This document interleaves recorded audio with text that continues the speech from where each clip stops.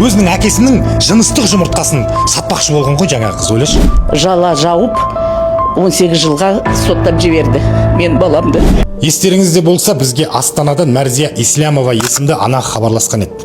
Оның айтуынша, ұлы Әлшер Есентаев 17 жасар қызды зорлады деген айыппен 18 жылға сотталған. Алайда анасы бұл үкіммен келіспейді. Оның сөзінше, бұл істе әлі де жауапсыз қалған сұрақтар көп. Мәрзия апайдың айтуынша, оқиға 2 жастың өзара келісімімен болған.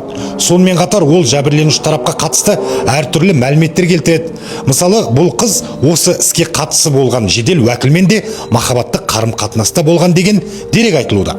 Сондай-ақ жәбірленушіні өгей әкесі зорлады деген ақпарат бар. Бұдан бөлек жәбірленуші 10 сыныпта оқып жүрген кезде жүкті болғаны туралы айтылуда. Мына айыптаудың фабуласы болады ғой. Айыптаудың негізіне қыздың әр кезде берген жауаптарынан бөліктер алынып құрастырылған. Сіз Әлшер деген азаматтан сізді көрсетіңіз. Қазіргі таңда ол азамат 18 жылға сотталғанын білесіздер, иә? Сіз процесте? Қандай да бір сұрақтарыңыз болса, пожалуйста, біздің служба дейді, бірақ сіз міндетсіз жауап беруге. Неге? Сіз міндетсіз, сіз халықтың ақшасын алып отырған жоқсыз ба? Және қыз өз көрсетілімінде зорлау кезінде пышақпен мойныма жарақат салды деген. Алайда қорғау тарапының айтуынша, кейін түсірілген бейнематериалда оның мойын тұсында көзге көрінетін жарақат байқалмайды. Сондай-ақ қыз қыздығымды тіктіремін деп 1,5 миллион теңге талап еткені жайлы да ақпараттар бар.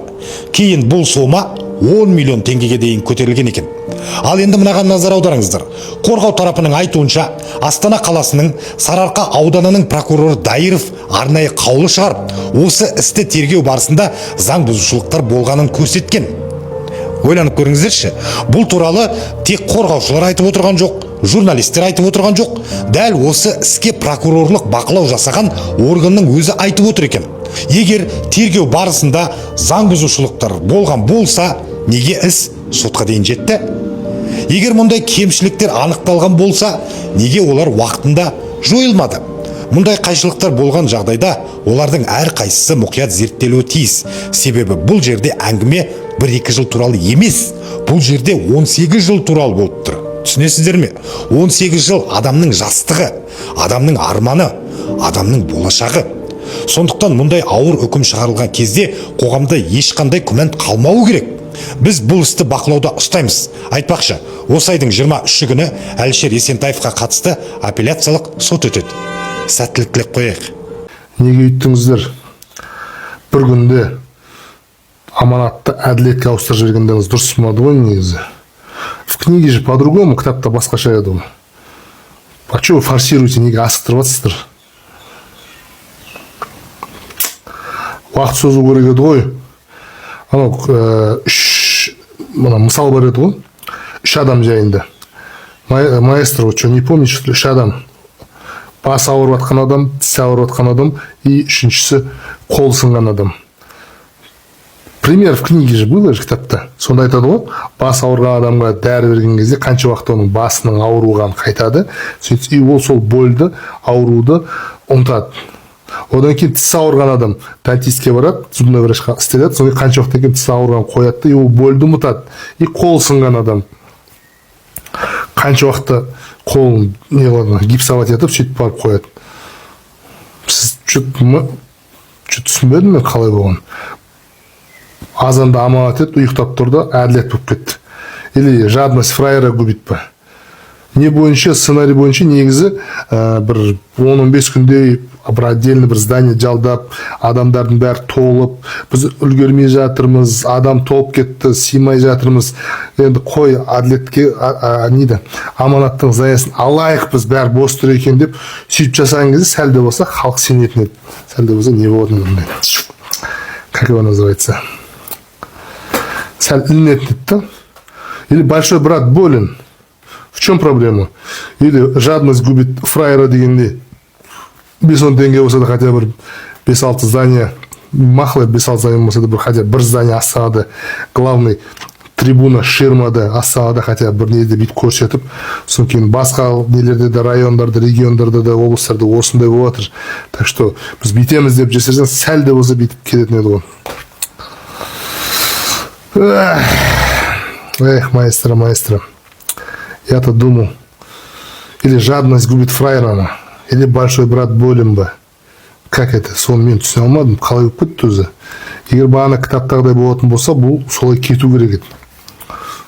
План бойынша былай. Чөп бүйтіп кетіп тұрған, форсировать тұрған, асығыс жасалып тұрған. Причинасын түсіне алмадық, көреміз енді. Бірақ журналистер сұрақ қойды. Мынау аманаттағылардың бәрі кетті, енді әділетке кірсе қалай қабылдайсыздар, бәрі сол баяғы адамдар ғой десе, қалай жауап берген көрдіңіз маэстро? Ішіндегі анау екі ауыз сөзді қоса алмайтын үркілмей жайылғандар бар ішінде, шалдары бар. Оның бәрін алсаңыз ертең не болады ма? Неді? Дұрыс тірлік болмайды. Одан кейін мына ход негізі ошибка болғанда енді жесткий ошибка болып тұр қазір енді. Жесткий енді. Ё-мо, білмеймін енді. Мынау енді чересчур жесткий ошибка болып тұр. Бұл момент болып тұр негізі. Басқа движениеға, басқа сырттан келген адамға бұл момент болып тұр қазір бүйтіп. Қазір дейді, брешь пробивать етіп тұр қазір.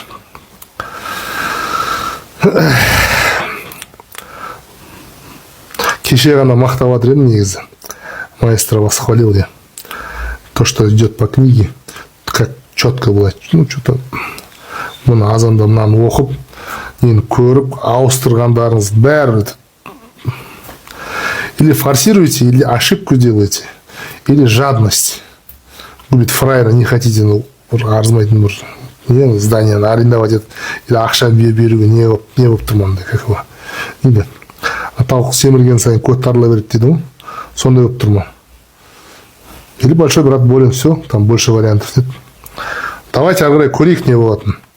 Бірақ бір нәрсені айтайын, халық билікті қолына өзіне алу керек. Оны қалай алатын? Келесі видеода айтамын. Потому что мынаны қазір осы видеода айтамын деймін негізі, бірақ маэстро былай тастады да картаны, и движение сәл непонятный болып тұр. Ары қарай көрейік. 30 жылдық тәжірибесі бар боксерді спортсменді олимпиадаға жібере ма, или бір айлық спортсмен боксерді, бір ай тренировка істеген боксерді олимпиадаға жібере ма? Қайсысын жібереді негізі? Логика бойынша да? Қалай ойлайсыздар? И одан кейін тағы бір бауырымыз жазып жіберіпті. Баке, неге мысалға Аманат партиясы Ақ жол бар, одан кейін бізде ауыл деген партия бар, республика, тағы басқа партиялар бар ғой енді, 8 партияның 7-еуі мысалға айтайық. Соның құрамына кірмеді да, бірақ жаңадан қосылған, жаңадан пайда болған бір айдың ішінде адам жиналып бәрі, бір досымыз айтпақшы, искусственный партия ғой енді, соның артына кіріп кетті деген сұрақ қойып жатыр да. Неге дейді, аналардың опыттары бар, короче, былай айтқан кезде, не ғой деп жатыр да андай. Зачем деп сұрап тұр ғой енді, как вы думаете, не үшін дейді да. Өте жақсы, өте әдемі сұрақ. Ол да бір кітаптан алынған дүние, тоже айтқанда сценарий, ход мысли, движение, шаг, тоже өте красиво келе жатыр. Ол да тоже бір кітаптан алынған. Осыны істеп жатқан адам, яғни істеп жатқан адам болған, қалай айтсам, ақыл беріп отқан, осыны жүргізіп отқан адам, респект ему. Айтқан кезде очень умный, сообразительный, стратегический мышлениеңіз енді базар жоқ екен. Уважуха, респект осыны беріп, айтып, жүргізіп істеп жатқан адамға, осыны беріп адам.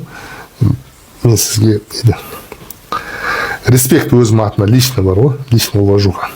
Қалай жүргізіп жатқаныңызға. Бұл да сол бір кітаптан келген, сол жердегі ходты қазір пайдаланып отыр бұл жерде де. Халық қалай реагировать етеді, қандай болады, соның бәрі, примерно несінің бәрі айтқанға сонымен келе жатыр. И одан кейін кешегі видео деп тұрмын, алдыңғы видеодағыда, Йозеф Геббельстің тағы да екінші бір несі бар. Не дейді ма? Манипуляционный пропагандистский движениесі бар. Тоже очень әдемі тірлік. Бұл враг и друг деген, дос дұшпан деген екі тема болады да. Саған досты определить береді, мынау сенің досың, мынау сенің врагың дегендей. Сол аталарың шығып жатқан кезде көрсетіп кетті, мынау сенің досың, мынау сенің врагың деп. Мен ортада не при чем деп, екі жаққа былай бұрып кетті да. Егер бір жаққа бұрса, адам сәл миы ойланып, былай ары бері как-то еламайды да, уже тебе определить, кто есть кто и зачем дегендей. Тағы бір жерде ход болып тұр. Аккуратный не болды да, движняк болды да, былайша айтқан кезде. Красиво. Жүзі Геббельстің сол бағана айттым, сол друг и враг дегенде. Соның екеуінде көрсетіп кетті. Соны қалай ойлайсыздар, қайсы екен. И үшінші, мына нені сценарийді жүргізіп, жазып, астына қол қойып демек қой, енді айтып жүргізіп жатыр ғой кезде. Бірінші шаг, екінші шаг айттым, анау интернеттегі нелердің, видеолардың біразын удалить етуге тырысады, удалить етеді точнее. Соның бәрі удалить етіп, забываться ету керек қой, ұмытылу керек қой. Соның бәрін жасап келе жатыр. И үшінші ходының біреуі, менің ойымша енді, мое предположение. 2006-2007 жылдар білесіздер ғой? Сол 2004 сол жылдары диск деген болатын еді ғой, видео диск анау. DVD-ден көретін ек қой, білесіздер ме, киноларды. Паленый дисклер болады, базарда сататын. Базар береді ғой кезде. Білетіндер, базар сатып алатын екті, егер DVD дисктен көретін ек. Сол кезде өзі бір жылда бір рет, бір жылда екі рет фильм-пол түсіріп, короче, базарда ғана паленый дисклерден контрафакт қой айтқан кезде. Дисклерді жинап, анау неде, мусорный полигонда немен өтіп, анау неде, трактормен басып, ана біз контрабандамен, немен не қылып жатырмыз, қазір лицензия шоу дисклерді осылай кіратамыз деп кино түсіретін ғой, енді отчет беретін халыққа жұмыс істеп жатыр деп. Сол фильмполда істейтін өзім ағам да жұмыс істеді, өзім досым да істеген сол кезде. Как раз молодой именно осымен айналысатын ғой. Сол айтатын маған қалай жұмыс болатын, қалай жүретін, и кім-кімдер отметкада отыр, солардан қаншадан алатын, например, Аза, Бека, Тима, кімдер мысалға, балдар бәрі отметкада ма, солардың керек емес дисклерін енді береді ғой по-любому. И содан кейін жаңадан бастаған отметкада жоқ та олардың полный несі. Енді киноның қалай түсірілетін, қалай жүретін, соны көрсететін да, айтатын бізге. Маған тәсілетін қалай жүретін. Сол қазір сол тема енді бұл жерде де қолданылады, көрсетіледі сіздерге. Халыққа біраз кішігірім кино түсіріледі, көрсетіледі. Именно мынандай нәрселердің бәрі құртып жатыр, осындай нәрселердің бәрі істеліп жатыр, баяғыда не қылған нәрселердің бәрі осындай деп бір кішігірім кино болады. Айтқанда екінші ход дей ма, следующий шаг осындай болады. Соны көріңіз. Әрине сіздердің пікірлеріңіз маған маңызды, сондықтан қысқа нұсқа немізде, елімізде, шетелде де, әлемде болып жатқан жаңалықтарды өз ой пікірімді айтып жіберейін. Елімізде соттар жайлы бірінші бастайын. Қанішер Күйеубала, Атырау, Сұлтан Сәрсемалиев осы маусым айдың аяғына дейін уже приговор шығып, шешім шығады деп ойлаймын. Өмірлік, әрине өмірлік, яғни пожизненное лишение свободы алады деп ойлаймын. Ол Күйеубала, сондықтан 4 адам қайтыс болды ол жерде. Басында кескен, талай бір нәрселер істеп тастаған, онда ешкім кешірім жоқ. Әрине өкінішке орай бізде өлім жаза жоқ Қазақстанда, сондықтан бұл өмірлік пожизненный срок алып кетеді деп ойлаймын. Александр Пак Аль-Фараби даңғылда 3 адам қайтыс болды жол апатта, оның да соты уже аяқталайын деп жатыр. Ол да осы маусым, июньнің аяғына дейін несін шешім шығады деп ойлаймын. Ол 7 жыл бас бостандығынан айырылады деп ойлаймын. Қанша ата-анасы кешірді, встречный жазып берді, неткенмен, кешірім бергенмен, бәрібір 7 жыл алады деп ойлаймын. Тағы бір сот, Әділетхан, бәріміз күтіп отқан, уайымдап, переживать етіп отқан тағы да бір сот, ол әрине Әділетхандікі. Бұл жерде нақты нем жоқ, жүрегім әрине айтып тұр, штрафпен құтылып кетсін, құда қаласа Әділетхан сол штрафпен бұл бәледен құтылып, бостандыққа шығып, бала шағасының қасына қайтып келсін деп айтып тұр. Бірақ былай жақсылап ойлансаң, әрине үкімет блогерлерді, журналистерді еркін сөйлеп, шындықты айтып жүргендерді кішкене қорқыту үшін соларға үлгі мынандай пример болсын деп, әрине 1,5-2 жыл бас бостандықтан айырылу деген шешім шығару мүмкін сот Әділетханға. Құдай сақтасын, әрине елімізге керек жігіттер, ол тезірек бостандыққа шығып кетсін деп тілейміз оған. және әлемде не болып жатыр? Әлемде ақш пен Иран бейбітшілік келісім шартқа қол қойды, бірақ қанша дамыған ел деп айтамыз, там ақшты осындай деп, бірақ именно соны халық назарын басқа жерге бұру үшін олар да шоу жасап, кәдімгідей ақ үйде біздің Ақорда сияқты көп үлкен елдің мәселесін шешетін бір үлкен шешімдер қабылдайтын жерде кәдімгідей UFC, яғни төбелестің, мардабойдың турнирін өткізді, төбелестер болды, қан шоу жасап, соны өткізді.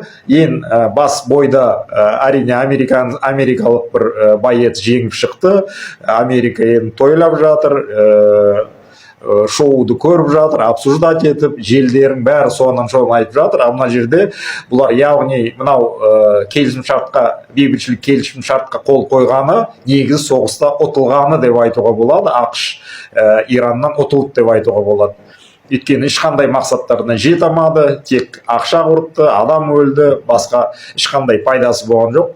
Негізі бұл соғыста, бұл конфликтті Иран жеңді деп айтуға болады. Сол халық спрос жасамасын, сонша миллиардтар кетті, сонша не бір күнде, екі күнде, үш күнде шешем деген едің, не болды мынау деп, соны айтпасын деп, бұлар турнирді ұйымдастырып, тура сол күн, турнир болған күндерде, сол сәттерде олар бейбітшілік келісім шартқа, мирный договорға қол қойды да. Оларда да тура біздің система екен. Басқа бұл заттар еще біраз нәрсе бар. Әлем чемпионаты болып жатыр. Бүгін Испания ойнайды. Тоже разгромный счет 5-0, 6-0. Одан да үлкен счет болуы мүмкін. Оларды да бәрін бөлек айтып жатырмыз. Кеше Германия 7 гол салады деп айтып. Ондай нәрселердің бәрін әлі мынау бағана айтылған серьезный мәселелер әрине тікелей эфирде толықтап айтылады. Подписка жасап қойыңдар каналға, өз уведомление келеді. Менде прямой эфир, бүгін мысалы үшін кешке жақын өткізсем, 1-2 сағаттық прямой эфир өтеді. Сол жерде толықтау, нақтылау айтамын. Неге мынаны былай айттым, неге мынаны былай айттым, оны Құда қаласа кімге қызық, соларға түсіндіріп айтамын. И кстати, еще бір жаңалық, Аманат партия, жаңадан ашылған Әділет деген партия қосылып кетті. Себептерін не қандай не болатқан дұрыстап біреу былай айтады, оны да керек болса тікелей эфирде айтатын. Бірақ бір мәселе бар, әйтеуір Аманат пен Әділет қосылып алып, әйтеуір омлет болып кетпесе болды тірліктің бәріне. Құдайдан соны тілейміз. Аман болыңдар, тікелей эфирлерге келіп тұрыңдар.